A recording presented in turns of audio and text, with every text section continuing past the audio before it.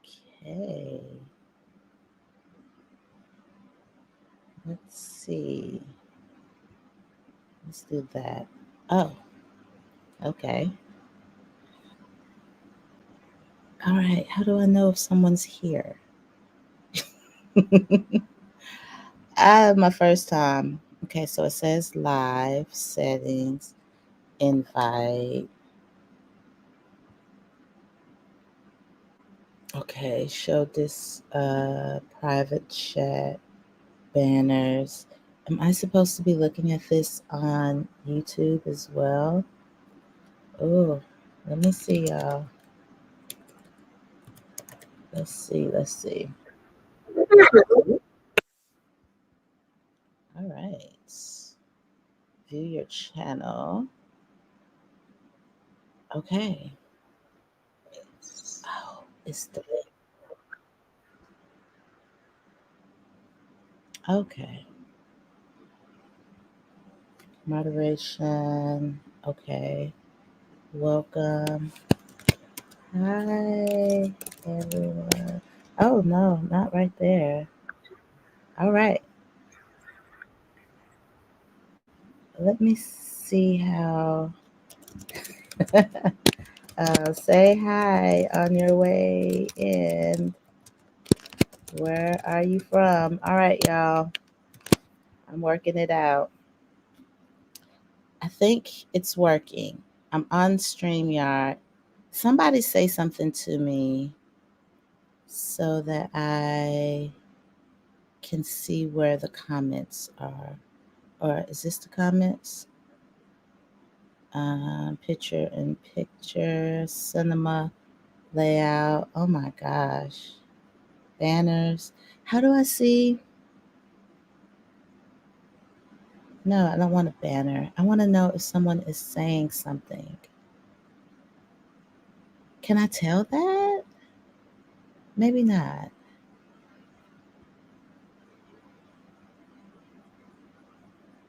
Okay, I see one person saying hi. All right, well, I don't know if it's going to pop up and I'm going to see where people are leaving comments, etc. Um, okay, it's showing that I'm the only person so far, which if that, oh wait, here are comments. Oh, here, you're doing fine so far. Okay. All right. Well, I'm going to give y'all a few seconds to see if anyone shows up. And if not, I'm still going to continue on with today's conversation. And essentially, I am sharing what I call liberation reality and sharing how I've used herbs to support my liberation journey and why herbs have been such an integral part of liberation, my definition of liberation. And I know there are different definitions to what liberation is. Typically, when we think of liberation, we think of freedom or the act of setting someone free, whether it's prison or enslavement or even oppression. And so for me, liberation was freedom to live my life on my terms, freedom from oppressive situations and toxic environments and toxic relationships, and essentially setting the stage for myself where I am able to exist in an environment that's conducive to joy and happiness. So that is how I define liberation. If you feel so generous, would love for you to share your definition of liberation as well if you're catching this live or if you happen to catch it later on. How do you define liberation? And if you want to dig a little deeper, How does liberation look in your life? Let me type that. Yeah, what does your life, what does a liberated life look like for you? Or are you already living a liberated life? But anyway, so how have herbs helped me on my journey to liberation? First and foremost, growing, the actual act of growing herbs. And just a little background in case you know nothing about me. Hi, how are you? I'm Clarinda Stanley, and I'm known in these farming and entrepreneurial streets as Farmer C. And I own Green Heifer Farms. I'm the founding CEO, and it is a wellness brand that specializes in medicinal plants and herbs. And as part of my business model, I actually grow most of the herbs that are used in my brand's products. So I do have a line of products, and I'm not going to show them because if I'm not mistaken, you get dinged by YouTube if you out here trying to make money and you're not cutting them in on it, okay? But I do have a line of products. Oh wait, from Montreal. Oh wow. That is so awesome. Hi Marilyn, Marilyn. I hope I'm saying it correct. So, yes. Okay, Georgia. Hey Daisy. Used to live in Georgia, lived in Augusta and Hinesville. So Georgia is still one of my beloved states, tons of family there. So just giving a little background on who I am. And I want you to um, share with me your definition for liberation. Let's see, would call liberation ability to do or change what I do. Exactly. Or it's living a state of freedom. All right. So for me, liberation is where you're living your truth. You're free to live your truth. You're not allowing yourself to be boxed in or limited by uh, societal definitions for how you should live your life. Now, understanding freedom to me also means that you're living your life in a way that's not spiritually raggedy. Because I feel like if you're living a spiritually raggedy life, then you are indeed enslaved to whether it's lack of consciousness, lack of morality, lack of ethics, whatever you want to call it.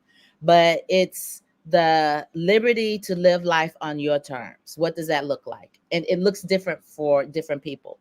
Now, a lot of the conversation around liberation that I'm seeing is based on people, and y'all, I'm at my farm, so somebody may come in. I have a couple of people that are working. Somebody's about to come in right now. So this is a working farm. There may be some interruptions, and hopefully my Wi-Fi holds up because it can be shady. Okay. Um, Part of liberation is being able to stand in your truth. But I see a lot on social media as liberation meaning like I don't have to work anymore. Hold on, y'all. You leaving? Thank you, Nikki. It looks so much better. I'm grateful. Okay. I see a lot of talk about like soft life, not working, having an abundance of money, the freedom to travel anywhere that you want to travel, etc. And that may be your definition. That may be your definition. My definition, as far as soft life, I I don't necessarily want to not work. I love building green heifer farms. I love growing. I love the aspects of entrepreneurship and building this business that was once a figment in my imagination and now it's a realization. For me, the desire again is not to not work. Now, I love the idea of not having to work. I don't consider that to be a point of enslavement, however, because what I'm doing on my terms. I am making a living doing what brings me joy. This is my customized joy factory. And I love the fact that my living is not determinant upon some persona that I put on to, present online. Like, I don't have a social media self and a real self. I I am who I am, consistently, and I love that. I love the fact I was having a conversation with someone, because I struggled when people would refer to me as an influencer, and I'm like, no, I'm not an influencer because I'm not misusing or abusing my influence. I'm not trying to convince people to buy things that I don't truly believe that they need to enhance their life, right? I would rather tell you to, or influence you, if you will, to buy land than I would to buy some name brand that I know cares nothing about you or cares nothing about the community or the planet or whatever. So I resented being called an influencer. Also, because I am not dependent on um, social media influence in order to make a living. I grow these plants. I sell these plants and these products that I grow. So that's how I make my livelihood. It's not by coming on here telling you, oh, buy this and it's going to make your life better. Now, don't get me wrong. If a brand, and I've taken very, very few brand deals, I get hit with probably about 12 to 20 brand deals offers a week. And I say no, obviously, to pretty much all of them except a couple. If I do align with the brand, it's because I'm really feeling the products, I'm really feeling the ethos of the company. And there's a lot of things that are in alignment because I also protect my brand. I have put a lot of time and effort into creating Green Heifer Farms, into creating Farmer C. Oh, okay, here we go. I think I followed you when I was on TikTok. That yay, Daisy! I'm so happy, and I'm just coming from outside, y'all. So this is me. Ain't no makeup because I gotta go back out there. Okay, sunscreened. I threw on some lip gloss so my lips wouldn't be ashy. But this is me, and we're gonna talk about the herbs that I'm drinking. From California. Yes, yes, Nikki.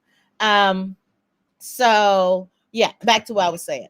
So I feel an influencer is more of someone who, and this is my take. Y'all definitely share with me your definition for influence, but someone whose influence is their social capital. It's their means to making an end. They have a lot of sway over their audience, and they use it to promote products. And for me, so many of the folks that I see that are influencers, they talk about this product that's changed their life, and oh, I love it, it's the bomb, it's this, that, the other, and then you never hear anything else about that product from them. You never see them interact with that product or any of that. And then they come out with, they use their influence on a similar product, and it's like, well, wait, I thought if you really love that nighttime cream and it was the bomb, so why are you using that particular nighttime cream? I know you ain't done with that jar yet. I don't want to do that. I don't want to do that. I don't want to live my life and feel like my life is a commercial. I have seen where people go on YouTube and they're like, oh, I had to go out today to create content. I don't want to do that. I don't want to feel like I have to do things to create content for this public persona. That to me is not freedom. That is not liberation. Again, every definition is different. I'd love to hear what your definition for freedom is, living a liberated life, what that means to you. So, today I want to talk about how herbs have played such a critical role in that. It's artist butterfly.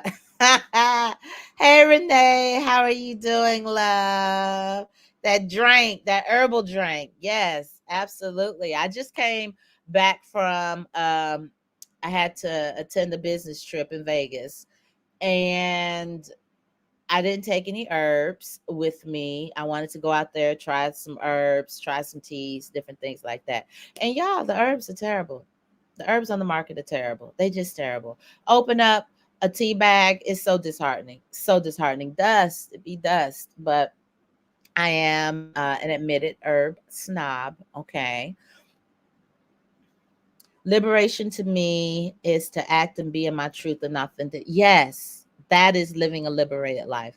And there's different parts to that, right? There's um being our true selves in the different um environments we find ourselves in, if you're still in the workforce or even if you work for yourself, how you are with family, how you are with friends, how you are in different social settings, etc. Having that ability to be your true and authentic self and to be that unapologetically, and not only to be yourself and be true to yourself, but to really, for me, know your value. Know that no one's doing you favors by inviting you into certain rooms, or when you go to work, a lot of times there's this condition of being like, oh, I'm so grateful to my employer. When the truth of the matter is, you are bringing real value, real resources to that workplace. It is a symbiotic relationship. They are not doing anything magnanimous or altruistic when you get paid. Okay. They are paying you for the value that you brought that organization. And chances are, for a lot of folks,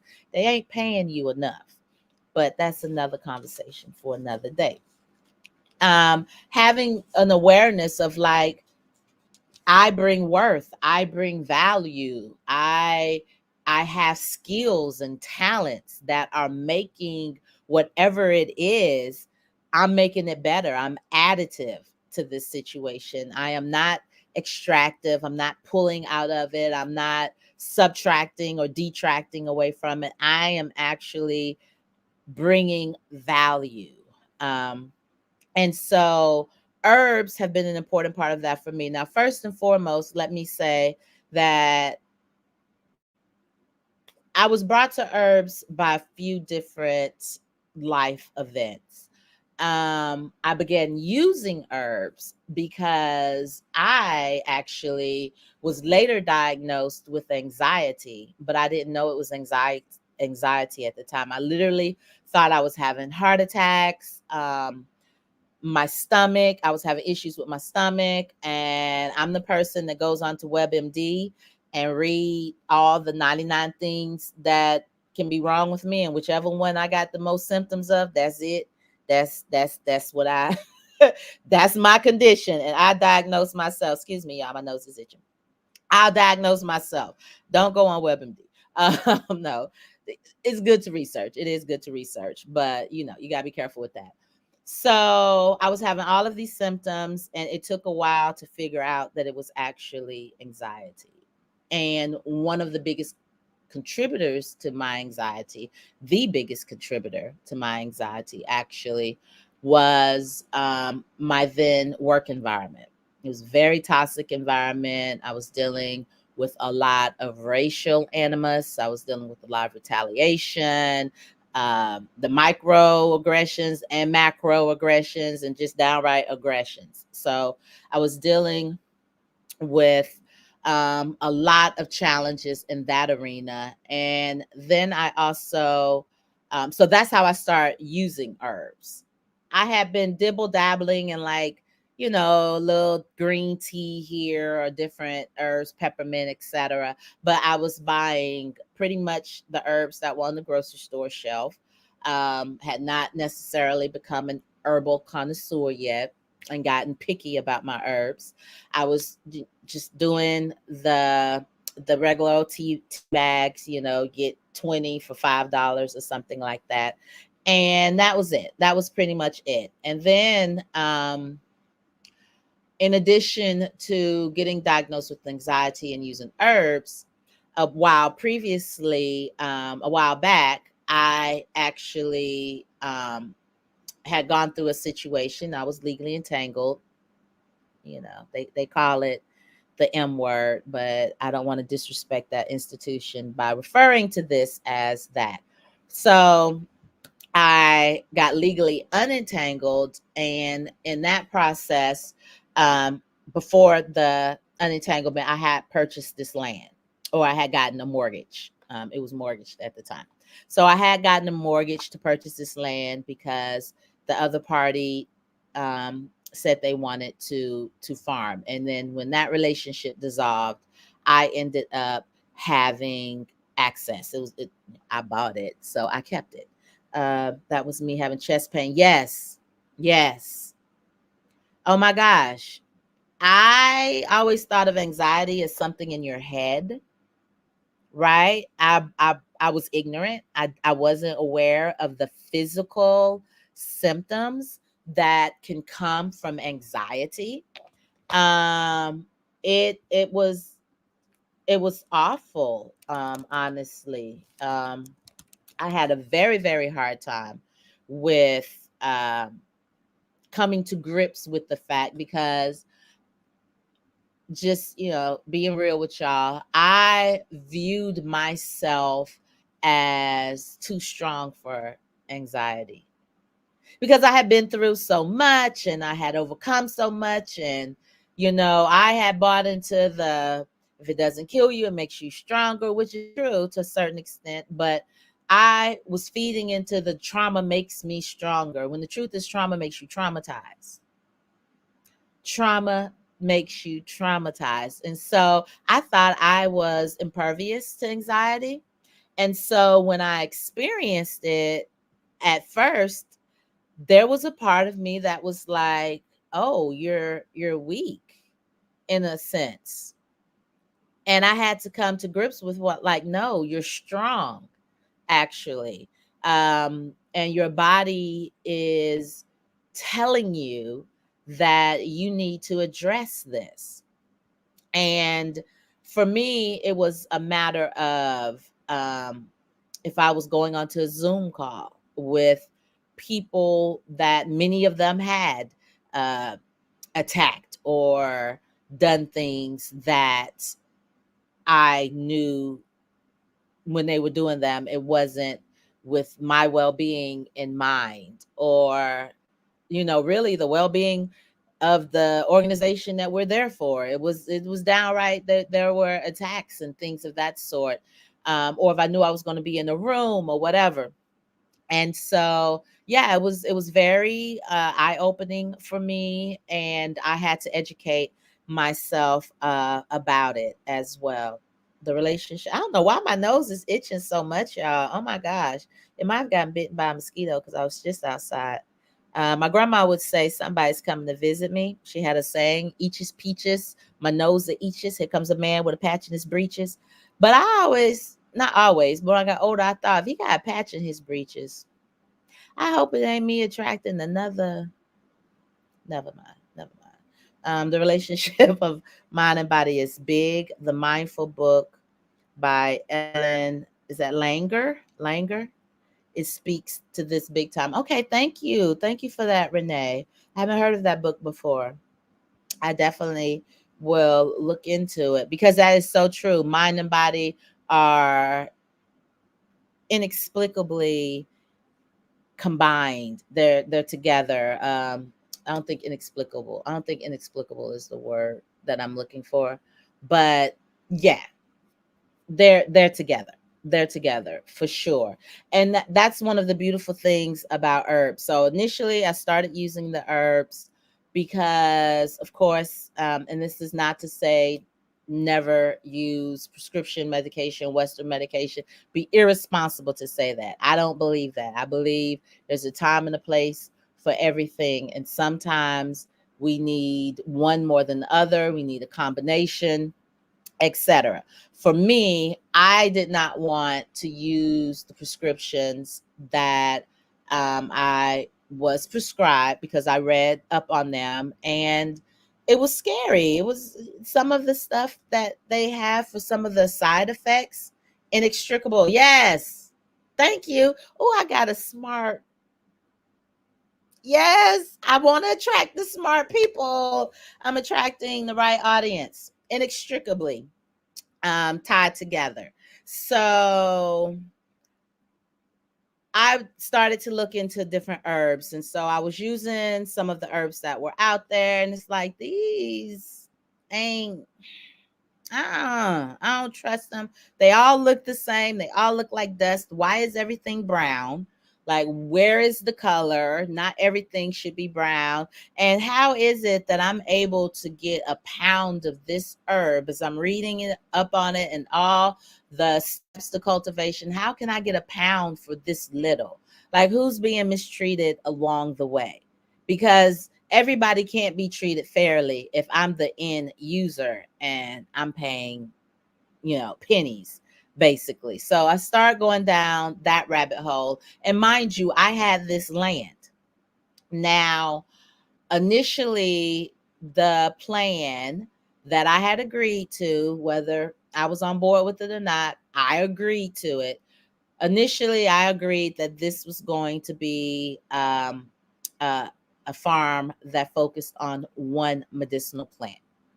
And I don't even know if I can say the name of it because the algorithm be so funny, but the one that rhymes with pimp. And I utilized that herb, just like no herb is a be all end all. It definitely helped, but I was doing this research and I was learning about all these other herbs that can help in so many other ways. And so I had this blank canvas, I had this land, and I also, because I had not liberated myself completely from toxic relationships, because I believe that that's a part of liberation. I also had some naysayers in my ear and telling me what I couldn't do, was what I wasn't going to be able to make accomplished.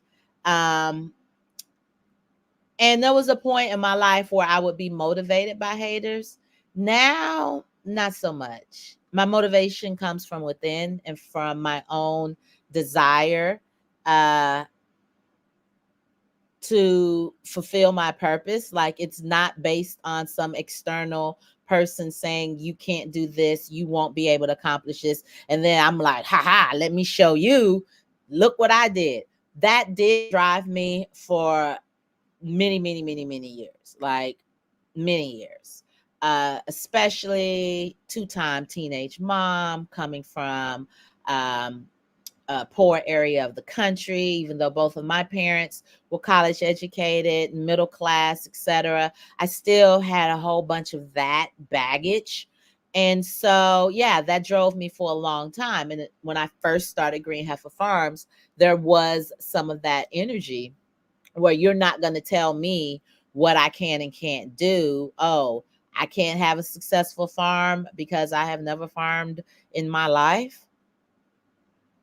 Watch. I can't grow plants, even though I have killed most of the plants that have been left in my care. Watch me. I can't do XYZ because I'm single, because I'm Black, because I'm a woman, because I'm a single Black woman, like all of that. It did motivate me initially. And so I did all this research and I'm starting to also see the business opportunities. I'm like, oh.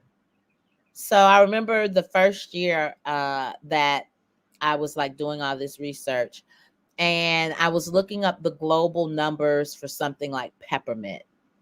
And I remember it being something like, it's been some years, but something like $150 million per year just on peppermint oil. So not all of peppermint, just peppermint oil.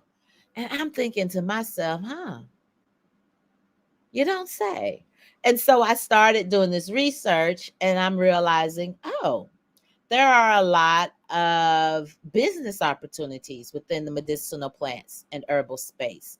And because I'm learning about these plants and I'm trying different plants at the time, I'm learning about growing, I'm learning about different plant properties, learning about groups of herbs, the nervines and the adaptogens and alteratives, and all of these different categories of herbs and their benefits. And I'm learning all this and I'm realizing I have this blank canvas, this beautiful blank opportunity to create whatever I want, to grow whatever I want.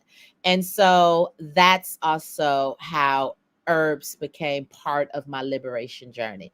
Not only using them to address very real things, and along with anxiety, y'all, your sleep is going to be affected. At the time, I was in my early 40s. So aging is real. I, am happy to say that these knees can hit 90 degrees with ease. Now, I don't just be doing it for recreation, okay?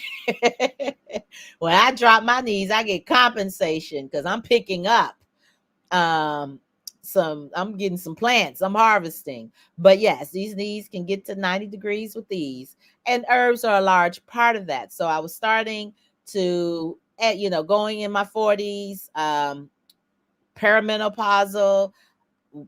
I haven't had a hot flash. I'm very grateful for that. I have not experienced one, but I have a lot of friends who actively have hot flashes and are dealing with things like that. And so I started learning. I'm like, I'm learning. And I can't necessarily prescribe anything. I can't do that, but I can give y'all some general suggestions. Like, for example, for hot flashes, a herb that's very beautiful and that has many years of use culturally and traditionally to assist in hot flashes. Red clover is a lovely herb for hot flashes that has been used traditionally. Evening primrose, ashwagandha, one I don't grow, black cohosh, um, and that also's good with night sweats. Night sweats has been used traditionally. So just drop a few of those there real quick. Butterfly pea flower, clitoria eternity, clitoria eternity. It's good for hormonal balance and helping during those perimenopausal, postmenopausal, all the time in between.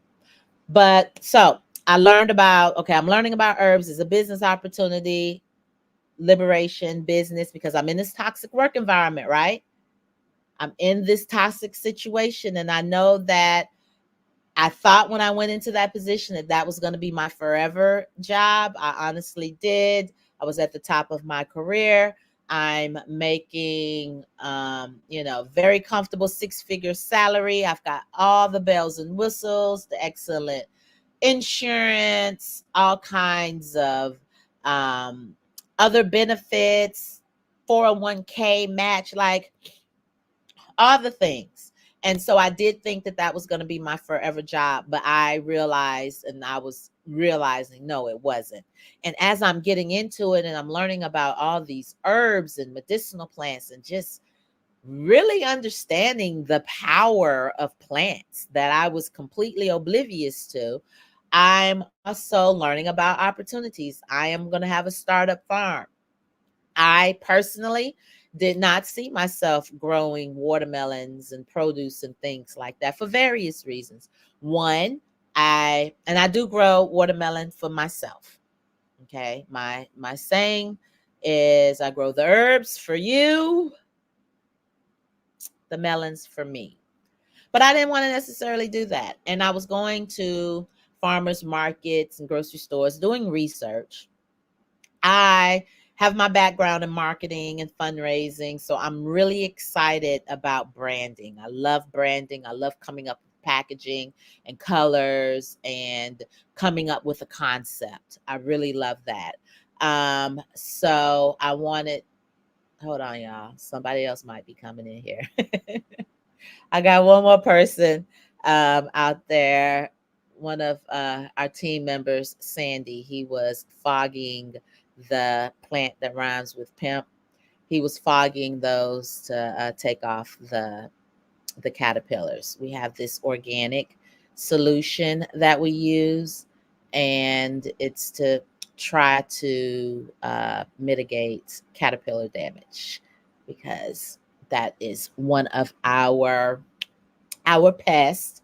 Um, No slight to the caterpillars, because they can only do what they were created to do, but they're not going to be eating up my money like that.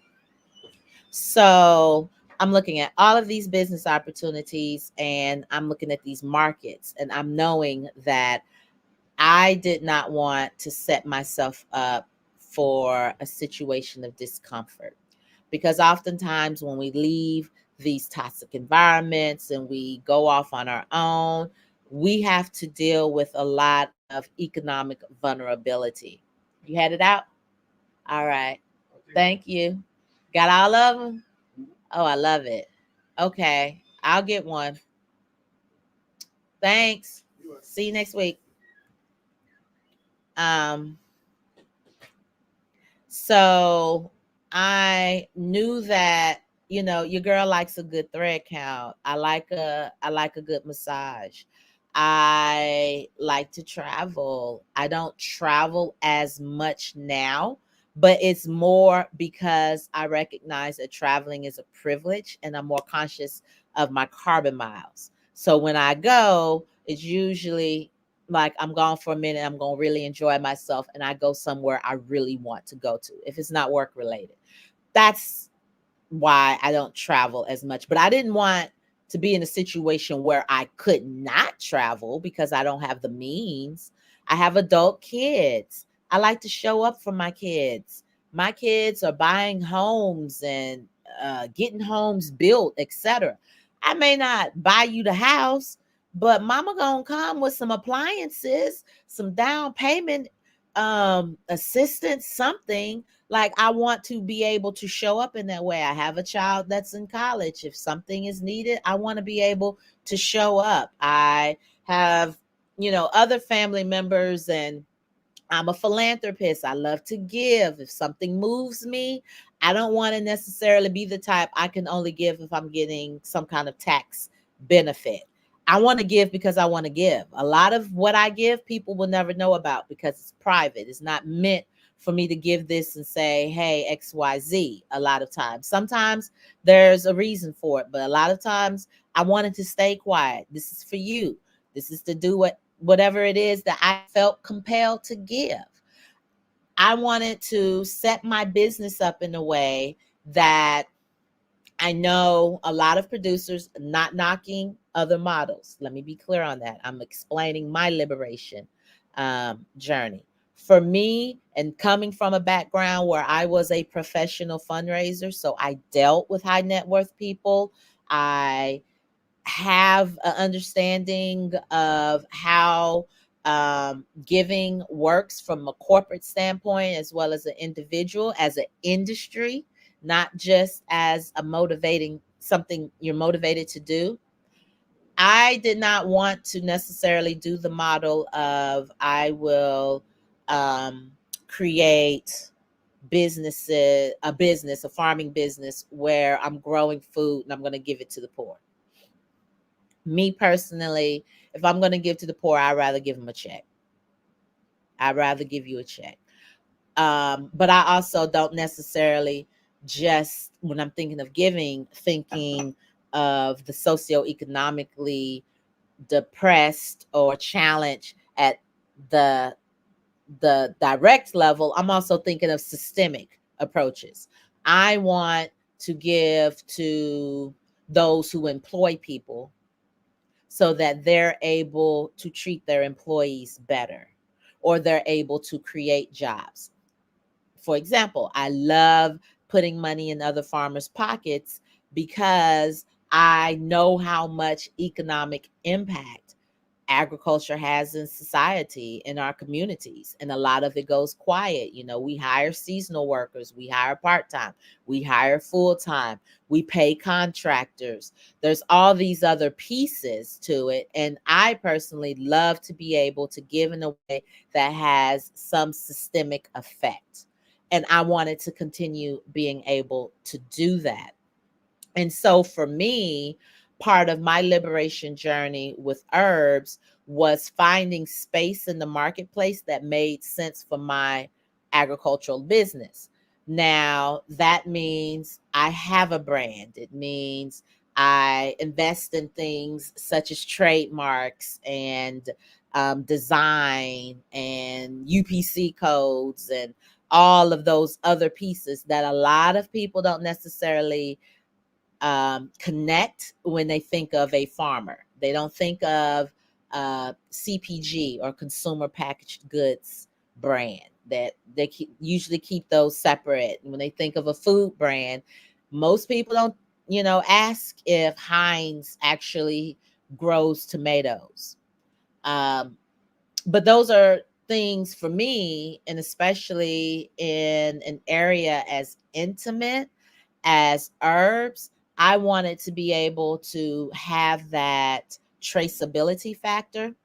But I also love working with other farmers and bringing them into the space and showing how lucrative um, it is in medicinal plants and herbs.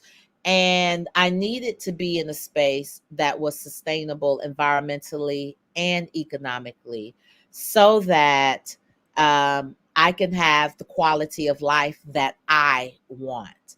And I don't base my quality of life on what other people have.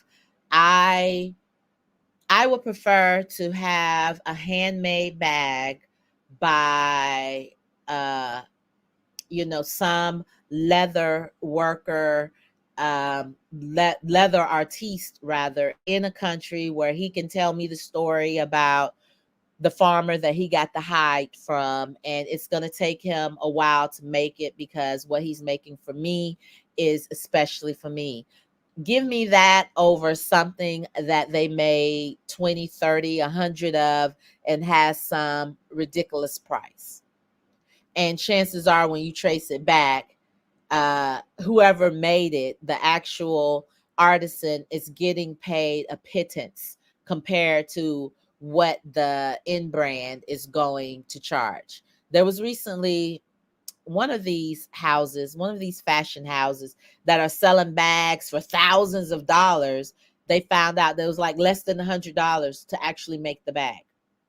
And who gets treated with the shortest end of the stick in that? It's typically the person doing the work. And so for me, another piece for my liberation, I got to be able to treat people well. I got to pay them the best that I can pay them, because I want to ensure that everybody's who's touching these herbs or interacting with these herbs are in a good space, and I'm not contributing to any negativity, because I have a lot of spirituality.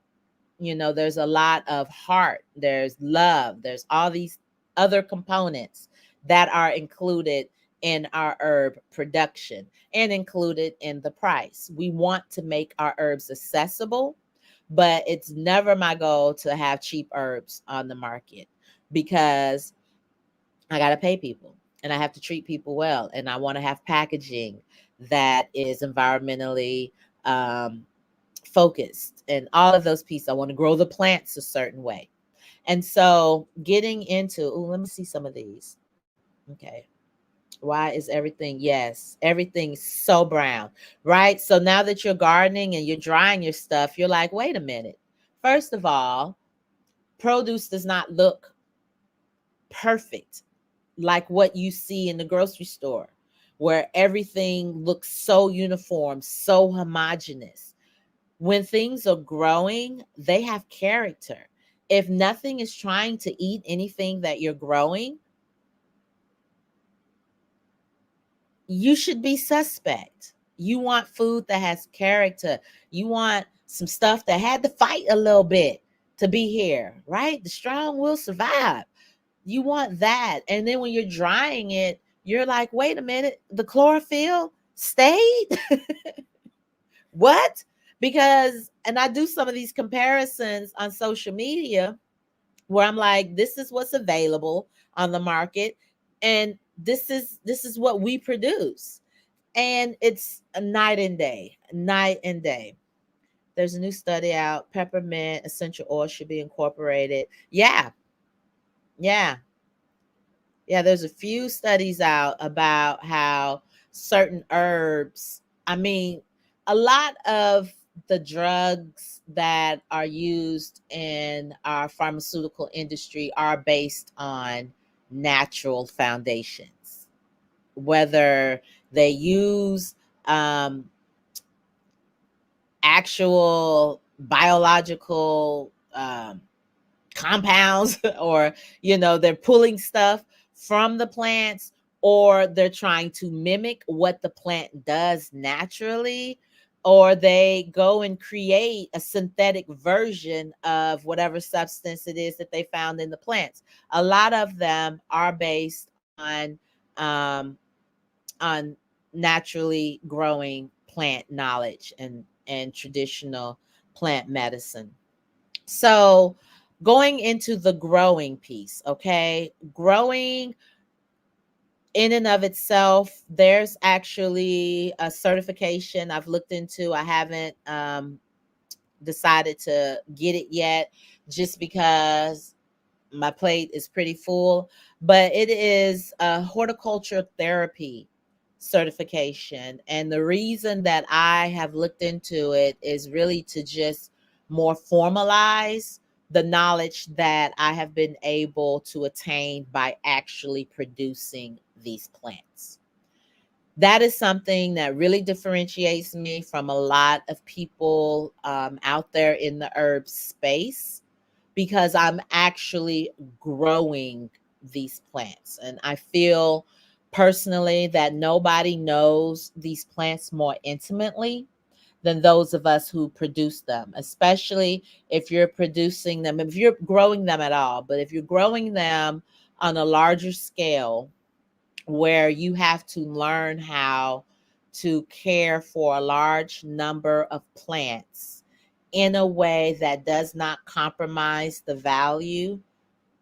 Like, you can't tell me plants more intimately, as far as I'm concerned, than a farmer. And I mean a for real farmer. I'm not talking about one of those big corporate farms where they're just using a lot of chemical input and everything is they have a mechanical tool for everything. I'm not talking about them. I don't put myself in that category when I'm saying farmer. I'm talking about the actual boots on the ground, hands in the soil, producing farmer. And growing these herbs and cultivating the relationship that I have with my plants has been, I would say, the most grounding practice that I have in my journey of reclaiming my personal power and reconnecting with ancestral knowledge. And so I'm going to stop here because I just want y'all to tell me, if you have some growing experience, how this is going. Like, this is my first one. Is this good? Y'all want more of this? We keep going or whatever? Because it's almost been an hour, so I'm gonna wrap it up. But give me y'all tell me something real quick. Give me some feedback. Um, I definitely consider myself fortunate. I definitely do. And that is why I was so determined to get this guest tiny house on my farm, because I know that this lifestyle is not one that everyone is, just has access to. So, that's why I wanted to have that so people could come and experience it. But is this doing okay? I get some thumbs up. I get some. This has been great. Okay. So my last point, and I had meant to get to some herbs, y'all, but we're going to do this again. Okay. If y'all like it, we'll do it again next Sunday, and I can dive deep specifically into herbs because I wanted to put too much into this, I think. So it's working out. It's working out good. But yeah, so the actual production of the herbs, each plant I work with, y'all, they have their own personality, they have their own energy, their own benefits, their own healing properties. And all of that has supported me in different ways.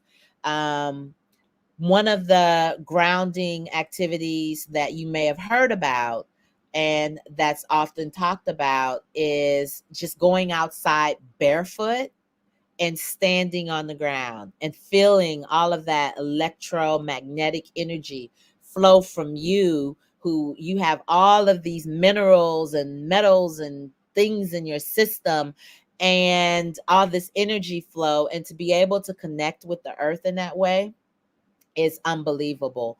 Putting my hands in soil that has been developing for eons. Like soil is, that's why there's so much environmental degradation that's happening now, because the soil hasn't been protected, and soil doesn't just replenish itself. It's not something, it's like, oh, we can, be awful and irresponsible with the soil, and then we'll be able to go and make more soil. No, soil takes a very, very long time to build.